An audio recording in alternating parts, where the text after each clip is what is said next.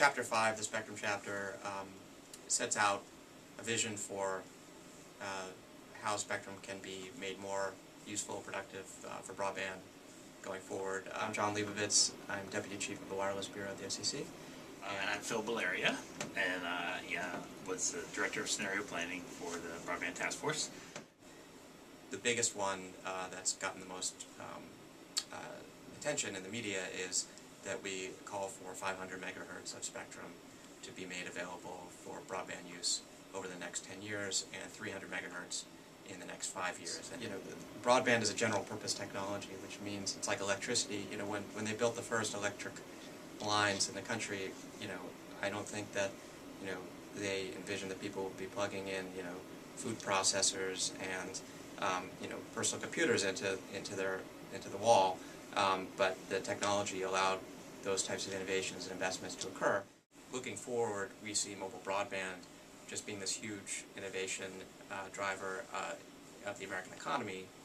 It combines the two big trends of the last 20 years in telecommunications, one of which was broadband, and the other is mobility, and it puts them together into one service. And you start to see now with the iPhone and the Android phones and the iPad, these new devices that bring a computing experience into your pocket. Mobile wireless service like cell phones, there's a certain range that's usable. If you get too high in the frequency range, the signals become, they don't go through buildings and they don't travel very far, and so it's hard to have mobility. You get too low in the range, the antennas get very, very long, so you would be carrying around a device that you wouldn't fit in your pocket.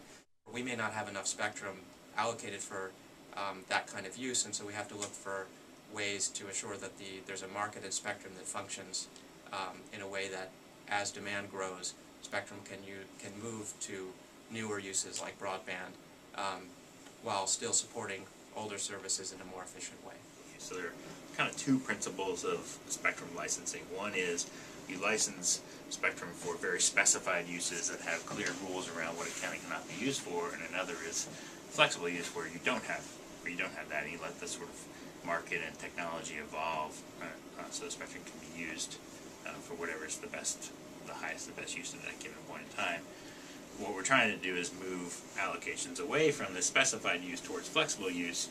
So one of the things that John and I think is one of the best ideas in the entire chapter is what we've called an incentive auction. But historically, the FCC's approach has been to sort of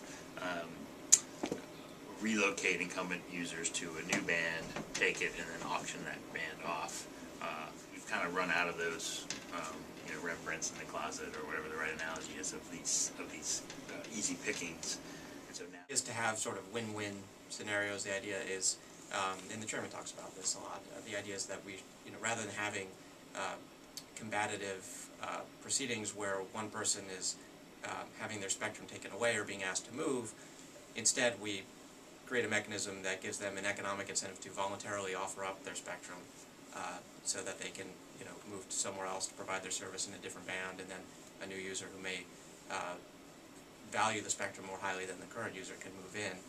And nobody does it against their will. Everybody sort of gets part of the economic benefit, and especially the American people get the economic benefit of making sure the spectrum is used for whatever purpose is the most appropriate given where technology is and what types of services people are using. No one owns the spectrum except for the American people. Spectrum is licensed by the FCC, but the rights to the spectrum belong to the American people, and so it's important that people are able to understand what are the important decisions that are being made with this resource, which in some cases can be valued at tens of billions of dollars.